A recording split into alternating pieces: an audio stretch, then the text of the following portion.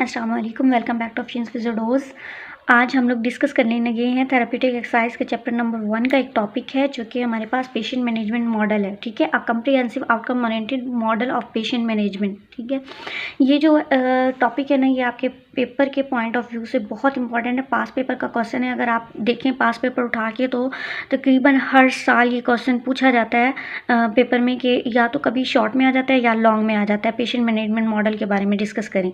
अब short question में तो अगर आपका आता है 5 मार्क्स का, तो आप जस्ट ये जो फ्लो चार्ट ये बना हुआ है, इसको फिगर को आप अच्छे से याद कर लें, मेमोराइज कर लें। उससे आपके क्या होगा, 5 नंबर का क्वेश्चन अटैम्प्ट हो जाएगा। लेकिन अगर लॉन्ग में आता है तो लॉन्ग में आपको डिटेल लिखनी पड़ेगी। अगर आप डिटेल देखें तो इस बुक में जो कि हमारे पास बहुत सारा यहाँ से स्टार्ट होता है पेशेंट मैनेजमेंट मॉडल, और काफ़ी सारे पेजेस जो हैं ये इंक्लूड करता है ये टॉपिक, यहाँ से जाके प्रोग्नोसिस और आउटकम तक। ठीक है, इंटरवेंशन आउटकम 5 से 6 पेजेस हैं जो कि स्टूडेंट के लिए बड़ा मुश्किल होता है इसको मेमोराइज़ करना और ब्रीफ करना, इसको छोटा समराइज़ करना इस बड़े सारे टॉपिक को। तो आज मैं आपको बताऊंगी कि किस तरह से आपने इसमें से पॉइंट्स निकालने हैं, समराइज़ करने इस टॉपिक को, और एक ईजी वे में इसको प्रिपेयर कर लेना है। ठीक है, तो हम लोग स्टार्ट करते हैं यहाँ से। सबसे पहले ये देखिए, यहाँ पे जैसे एग्जामिनेशन है, यहाँ पे मैंने नोट्स में भी बनाया हुआ है, लिखा हुआ है। ठीक है, तो यहाँ पे एग्जामिनेशन में सबसे पहले आपने ये सारे स्टेप्स याद कर लेंगे 1 बाय 1। ये 5 स्टेप्स हैं। एक होता है एग्जामिनेशन। ये पेशेंट मैनेजमेंट मॉडल जो है ना, बेसिकली एक जो क्लिनिक पे पेशेंट आता है उसको हमने मैनेज करना है, ट्रीट करना है। तो उसको ट्रीटमेंट करने के लिए स्टेप 1 से लेकर जो हम स्टार्ट करते हैं, हमने उसको किस तरह से लेके चलना है, उससे लेकर उसको ठीक होने तक, आउटकम्स तक, रिजल्ट्स तक, तब तक जितने हम स्टेप्स फॉलो करते हैं वो सारे स्टेप्स हैं। ये 5 स्टेप्स हैं। पहला स्टेप एग्जामिनेशन है, दूसरा एवेल्युएशन है, थर्ड डायग्नोसिस है, fourth prognosis and plan of care है, और लास्ट वन है इंटरवेंशन। ठीक है, ये स्टेप्स हैं। अब अगर फर्स्ट स्टेप पे देखिए एग्जामिनेशन, तो एग्जामिनेशन में 3 चीज़ें आती हैं, history, system review and test and measures.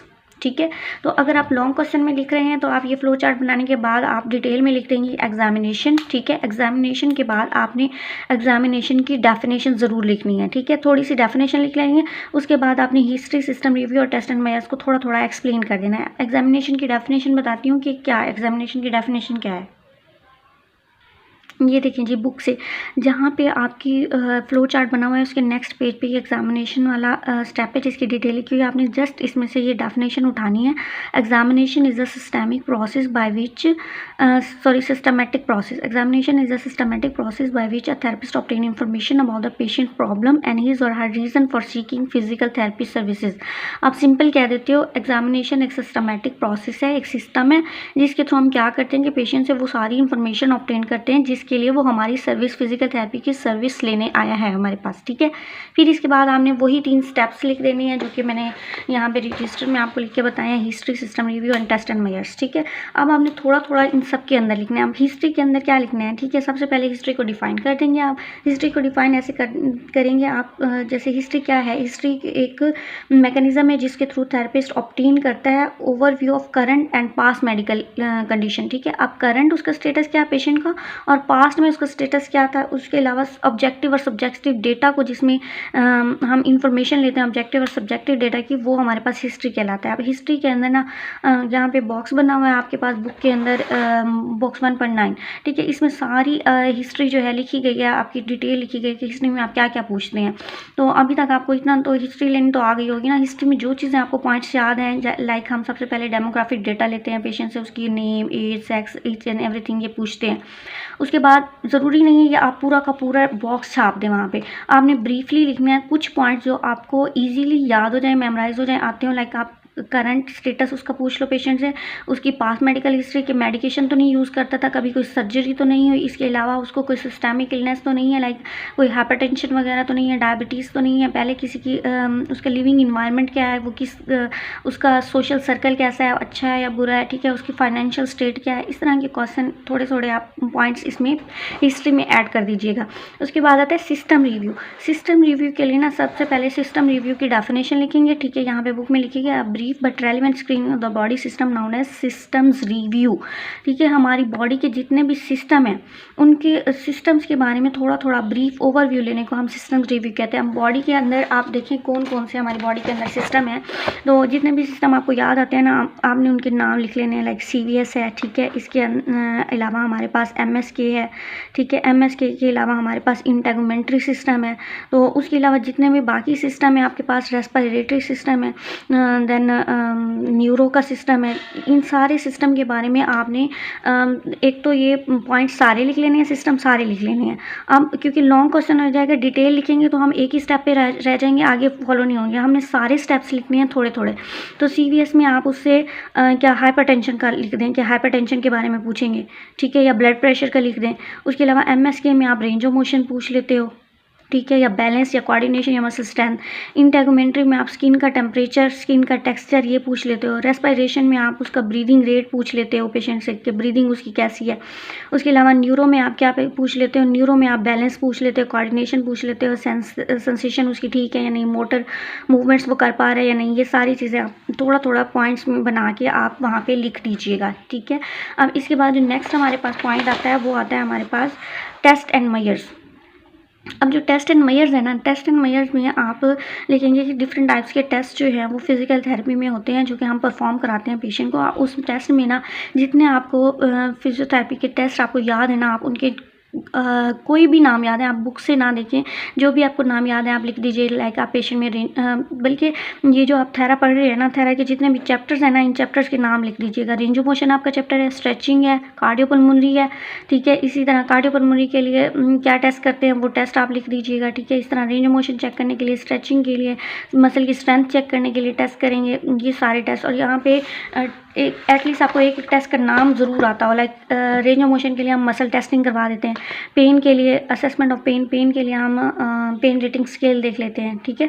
उसके अलावा गोनियोमेट्री करवा देते हैं जॉइंट्स की रेंज देखने के लिए, बैलेंस प्रोप्रोसेप्शन ये चेक कर लेते हैं, गेट चेक कर लेते हैं, अडेप्टिव असिस्टिव डिवाइसेस देख लेते हैं कि पेशेंट कोई केन क्रचेस वगैरह तो नहीं यूज़ करा। तो ये सारे टेस्ट एंड मेजर्स आप इसके अंदर लिख दोगे। ये भी आपका बहुत लंबा चौड़ा क्वेश्चन बन जाएगा, इसको भी आपने ब्रीफ करना है। आप इतना याद करोगे तो इसमें से आपको थोड़ा याद रहेगा, तो वो आपके लिए 15 नंबर का इनफ होगा। अब जो है एवेलुएशन, ठीक है, एवेलुएशन में दूसरा स्टेप है, इसमें कहते हैं interpret findings to determine diagnosis, prognosis and plan of care. Examination के अंदर हम इसमें लिखेंगे कि एग्जामिनेशन से जितना हमें डेटा इंफॉर्मेशन हमें रिसीव हुई थी, हम उसको इंटरप्रेट करते हैं, लाइक उसका तज्जिया करते हैं, उसको देखते हैं, उसके अंदर से फाइंडिंग्स निकालते हैं कि पेशेंट को प्रॉब्लम क्या है, पेशेंट की इम्पेयरमेंट क्या है, पेशेंट के साइन सिम्टम्स क्या आ रहे हैं, हमारा डायग्नोस क्या बनेगा, ठीक है। हमने पेशेंट को प्रोग्नोसिस क्या बनाना है, पेशेंट कितनी जल्दी रिकवर कर जाएगा, हमारा कितना टाइम लगेगा इसको ठीक होते हुए, या हमने प्लान ऑफ केयर, हमने ट्रीटमेंट क्या देना है इसको। तो वो सारी एवेलुएशन जो है वो आपकी इसमें के अंदर आ जाएगी। ये आपने एवेलुएशन की डेफिनेशन लिख देनी है, बुक में ये आपकी है डेफिनेशन। यहाँ पे अगर देखें, the process involve analysis and integration of information to form opinion by means of series of sound clinical decisions।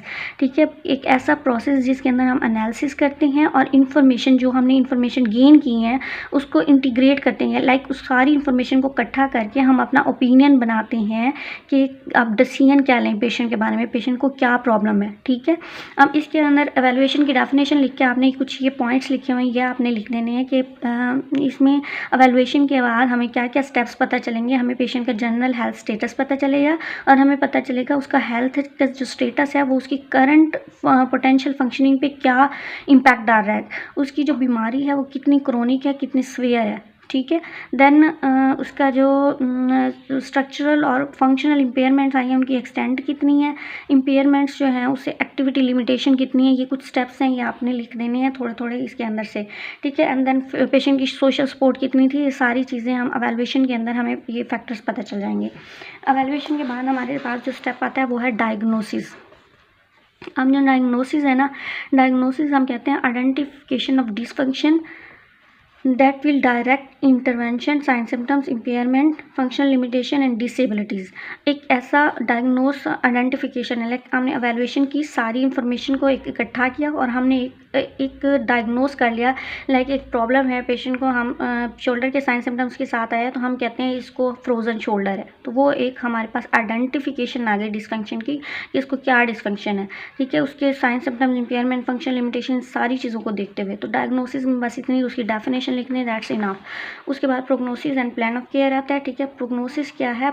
Projection of optimal level of time frame for improvement, ठीक है। प्रोग्नोसिस होता है कि पेशेंट का एक तो हम ऑप्टिमल लेवल कि पेशेंट किस हद तक ठीक हो सकता है। अक्सर आते हैं ना पेशेंट, वो कहते हैं मैं ठीक हो भी जाऊंगा या नहीं, या कितना ठीक हो जाऊंगा। जैसे पैरालिसिस के पेशेंट हैं तो क्या वो खड़े हो पाएंगे अपने पाँव पे, सीपी किए हैं वो किस हद तक ठीक हो जाएंगे। तो ये प्रोग्नोसिस ही बताता है कि वो कितना रिकवर कर पाएंगे और कितना टाइम लगेगा, टाइम फ्रेम फॉर इम्प्रूवमेंट। तो ये चीज़ प्रोग्नोसिस के अंदर आती है। फिर है description of patient client management and ये प्लान ऑफ केयर। अब दूसरा इसका कंपोनेंट है plan of care. Plan of care के अंदर आता है कि description of patient client management, patient client को किस तरह से मैनेज करना है वो सारी डिस्क्रिप्शन, उसके गोल्स और एक्सपेक्टेड आउटकम, पेशेंट को कि क्या गोल्स हैं, क्या आउटकम्स हैं, उसे क्या चाहिए। लाइक एक फ़ीमेल है तो वो कहेगी कि मैं इतनी ठीक हो जाऊँ कि मैं अपने घर के काम कर सकूँ, ठीक है। जो ओल्ड हैं, बूढ़े लोग हैं, उनका ये होता है कि सिर्फ हम मूव कर सकें, इतने हमें फंक्शनल आउटकम्स चाहिए कि हम घर के अपने जो पर्सनल केयर है वो खुद कर सकें, ठीक है। लेकिन एक अगर यंग पर्सन है तो वो चाहेगा कि मैं स्पोर्ट्स में भी पार्टिसिपेट कर सकूं, मैं अपनी डिफरेंट एक्टिविटीज़ में जा सकूं, तो मुझे स्ट्रेंथ चाहिए अच्छी खासी। तो सबके डिफरेंट आउटकम्स होते हैं, गोल्स होते हैं। Frequency and duration of intervention and discharge plan, ये सारा हम प्लान ऑफ केयर में लिख लेते हैं कि फ्रीक्वेंसी कितनी, जो हम एक्सरसाइज दे रहे हैं वो कितने दिन, उसकी कितने वीक की होगी, कितने सेशंस होंगे, उसके कितनी दफ़ा रिपीट करवाना है, उसको कितने एक दिन में आधे घंटे का ट्रीटमेंट देना है, 1 आवर का देना है, ठीक है। इंटरवेंशन देनी कौन कौन सी है, स्ट्रेचिंग करवानी है, स्ट्रेंथनिंग करवानी है, और डिस्चार्ज प्लान क्या है, ये सारा प्लान ऑफ केयर के अंदर आता है। ये सारी चीज़ें आपने लिख लेनी है प्लान ऑफ केयर में, ठीक है। उसके बाद इंटरवेंशन आती हैं। इंटरवेंशन के स्टेप्स में 3 चीज़ें बहुत इंपॉर्टेंट हैं। एक है हमारे पास कोऑर्डिनेशन, एक है कम्युनिकेशन और एक है डॉक्यूमेंटेशन। ये तीनों आपने स्टेप्स लिख लेने हैं इंटरवेंशन के अंदर, ठीक है। और इसके अलावा कि इंटरवेंशन की डेफिनेशन भी आपने लिख लेनी है। अच्छा देखिए, इंटरवेंशन क्या है? Component of patient management refer to any purposeful interaction of therapist that has directly relate to patient care, ठीक है। पेशेंट का थेरेपिस्ट के साथ जो इंटरेक्शन है उसको हम इंटरवेंशन कह रहे हैं। हम इंटरवेंशन के अंदर 3 स्टेप्स थे, कोऑर्डिनेशन, कम्युनिकेशन, डॉक्यूमेंटेशन। एक ये प्रोसीजरल इंटरवेंशन। इंटरवेंशन देखिए कौन सी रही है, पेशेंट रिलेटेड इंस्ट्रक्शन क्या है, ठीक है। अब कोऑर्डिनेशन, कम्युनिकेशन और ये जो डॉक्यूमेंटेशन है इसके अंदर आप क्या लिख लेते हैं, physical therapist is the coordinator of physical therapy care services and must continuously communicate verbally and through written documentation with all individuals, ठीक है। पेशेंट क्योंकि थेरेपिस्ट एक कोऑर्डिनेटर की तरह एक्ट कर रहा होता है तो वो वर्बली कम्युनिकेट करेगा या रिटन लिख के कोई डॉक्यूमेंट्स की फॉर्म में दे के उसके साथ, पेशेंट के साथ कम्युनिकेट करेगा, ठीक है। Then procedural intervention. Procedural intervention में अगर देखें, specific procedure use during treatment. Treatment के दौरान हम कौन से प्रोसीजर यूज़ करें, हम उसे एक्सरसाइजेस करवा रहे हैं, हम उसे मोडेलिटीज़ लगा रहे हैं, हम उसे किस टाइप का ट्रीटमेंट दे रहे हैं या फिर कोई फंक्शनल ट्रेनिंग दे रहे हैं, तो ये आ जाएगा प्रोसीजरल इंटरवेंशन में। और इसके अलावा लास्ट हमारे पास था पेशेंट रिलेटेड इंस्ट्रक्शन। तो जो पेशेंट रिलेटेड इंस्ट्रक्शन है ना, इसमें हम पेशेंट को एजुकेट करते हैं, ठीक है। उसको सेफ बायोमैकेनिक्स के बारे में आप इसके अंदर पॉइंट्स लिख देंगे पेशेंट रिलेटेड इंस्ट्रक्शन में कि patient education about biomechanics, patient instruction about exercise duration and techniques used for exercises, ठीक है, and purpose of exercises, ये सारी आप इंस्ट्रक्ट करते हो। एंड सेफ होम प्लान, ये सारे पॉइंट्स आप इसके अंदर लिख देते हो। ये आपका आज का था टॉपिक। इसके अलावा ये जो है इंटरवेंशन के बाद कुछ चीज़ें ये आती हैं कि हम जब ये एवेलुएशन कर रहे होते हैं ना, एग्जामिनेशन के बाद हमें पता चल जाता है कि पेशेंट हमारे फील्ड में, हमारे स्कोप के अंदर आ रहा है, फिज़िकल थेरेपी में आ रहा है या फिर क्या है उसे रेफ़र करना है। तो अगर तो पेशेंट को कोई सिस्टेमिक इलनेस है, जैसे हमने सिस्टम रिव्यू किया था, तो पेशेंट अगर एंजाइना का है या कोरोनरी आर्टरी डिजीज़ का है तो उसे पेशेंट इसके पास फिजिशियन के पास हम रेफ़र कर देंगे, ठीक है। रेफरल्स और ये क्या कंसल्टेशंस, ये आप साइड पे लिख लेंगे।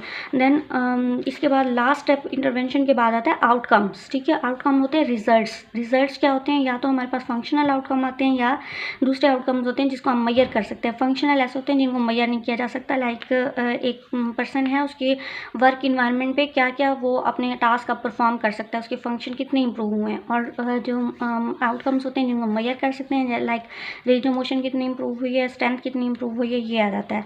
और इसके अलावा एक और चीज़ कि जब हम एवेलुएट कर रहे होते हैं, जब ये इंटरवेंशन दे रहे होते हैं, इंटरवेंशन देने के बाद हम री-एवेलुएट करते हैं पेशेंट को, ठीक है। री-एवेलुएशन पे, री एग्जामिनेशन पे हमें पता चलता है पेशेंट प्रोग्रेस कर रहा है या नहीं कर रहा है, ठीक है। अगर कर रहा है तो हम ट्रीटमेंट कंटिन्यू रखते हैं, अगर नहीं कर रहा तो हम री-एवेलुएट करके दोबारा से देखते हैं कि कोई और प्रॉब्लम तो नहीं है पेशेंट को। होप सो आपको समझ आ गई होगी। अगर आपको वीडियो अच्छी लगी है तो लाइक ज़रूर कर दीजिएगा। Thank you so much.